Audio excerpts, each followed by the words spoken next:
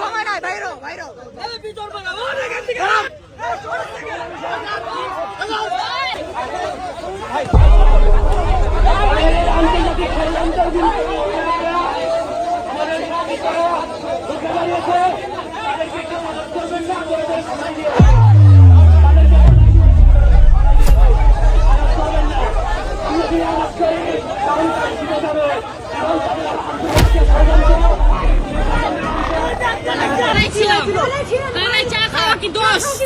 এখানে বসে চা খাচ্ছি, এসে হামলা করছে এই পুরো মানুষগুলো এসে।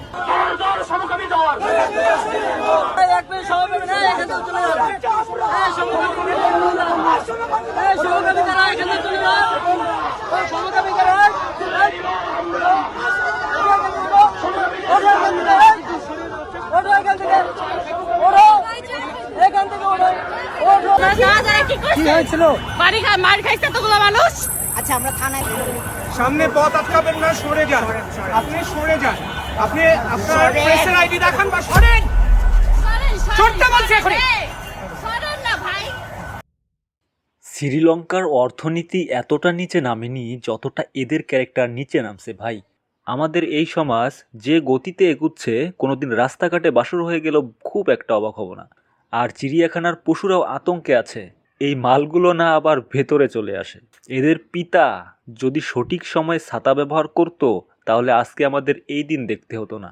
এদের ব্রেনে মনে হয় কুকুর প্রতিনিয়ত হিসু করে, নয়তো এত নোংরা মানসিকতা তো হওয়ার কথা না, যারা নিজেদের পিছন নিজেই মারায়। এরা চায়ের সঙ্গে গোবর অথবা এর চেয়ে নিকৃষ্ট কিছু মিক্স করে খাচ্ছে না তো, নয়তো এমন মানসিকতা হওয়ার কথা না। এদের আসলে লজ্জার কোর্স করা উচিত।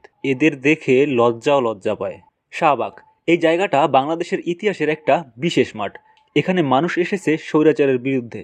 আর এই ময়দানে হঠাৎ একদিন এলেন রেইনবো পতাকা হাতে নিয়ে LGBT এজেন্ডা, যেন বাংলাদেশকে সান ফ্রান্সিসকোর কোনো গলি মনে করে ফেলেছেন। তো জনতা 1 মিনিটের আলটিমেটাম দিল। 1 মিনিট, এটাই বা কম কিসে? বাংলাদেশের মানুষ দেখিয়ে দিল ধৈর্যের একটা সীমা আছে, আর সেই সীমা পার হলেই চলবে জনতার চাবুক।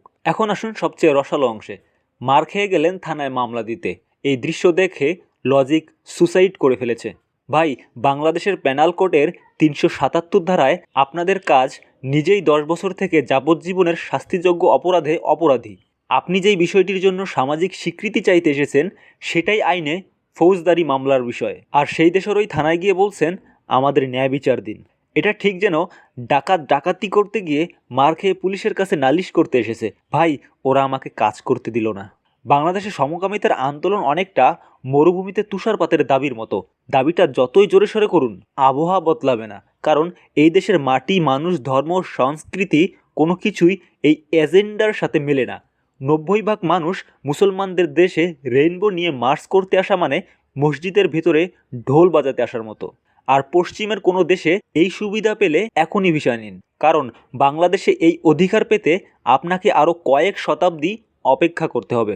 সেটা সম্ভব না হলে কানাডা আছে, সুইডেন আছে, যেখানে আপনাদের স্বপ্নের রেইনবো রিপাবলিক বহু আগেই প্রতিষ্ঠিত হয়েছে। শাহবাগে যারা গিয়েছিলেন তারা বুঝতে পারলেন না যে এই মাটির নিজস্ব একটা চরিত্র আছে। নদীকে উল্টো দিকে বইয়ে দেওয়া যায় না, জোয়ার ভাটার বিরুদ্ধে নৌকা চালানো যায় না। বাংলাদেশের কোটি মানুষের বিশ্বাস, মূল্যবোধ আর ধর্মীয় সংস্কৃতি, এটা কোনো বিদেশি ফান্ডিং দিয়ে পাল্টানো যাবে না। 1 মিনিটের আলটিমেটামে যারা পালিয়েছেন তারা জেনে রাখুন, সেই 1 মিনিটটাই ছিল এই মাটির স্পষ্ট উত্তর। চলুন একটু পাবলিক কমেন্টসগুলো দেখে আসি। কি নিউজ, শান্তি আর শান্তি। প্রতিদিন ঘুমানোর আগে এমন একটি নিউজ দেখতে পারলে একটা শান্তির ঘুম হবে নিশ্চিত। শেখ হাসিনা যাওয়ার পরে মনে হয় দেশের মধ্যে এই প্রথম ভালো একটা কাজ হলো। আলটিমেটাম দীর্ঘস্থায়ী হয়েছে। আলটিমেটাম দেওয়ার দরকার ছিল 30 সেকেন্ড। এই ভিডিও দেখিয়ে ওরা ফ্রান্স, ইতালির ভিসা পেয়ে যাবে। এখানে কোনটা ছেলে কোনটা মেয়ে ল্যাংটা করা ছাড়া বোঝা বড় দেয়। পিছন যোদ্ধাদের প্রতি গভীর সমবেদনা। দুঃখের মাঝে একটু হাসলাম, ঠিক কাজ করছে পাবলিক ভাইরা। ওদের প্রত্যেকটার সাথে কি টুনটুনি আছে? এগুলো কোন ধরনের প্রাণী? দয়া করে বলবেন না কেউ এখানে পুরুষ কোনটা বা মহিলা কোনটা। প্রথমে ভেবেছিলাম ছেলে, পরে কণ্ঠ শুনে বুঝলাম মেয়ে। কোনটা যে ছেলে আর কোনটা যে মেয়ে বোঝা মুশকিল। এরা বড়ই ভাগ্যবতী, নিতেও পারে দিতেও পারে। রেডারও আছে, মিসাইলও আছে। ভাই শার্ট পরেছে কিন্তু পকেটে তো উঁচু কেন? পাবলিকের একটাই সমস্যা, অল্পতেই হাঁপিয়ে যায়। দিলি তো দিলি, শাহবাগীদের চেতায় দিলি। এই দুঃখ বলতে আজ রাতে তারা পেছন দিক দিয়ে মিসাইল ঢুকানো শুরু করবে।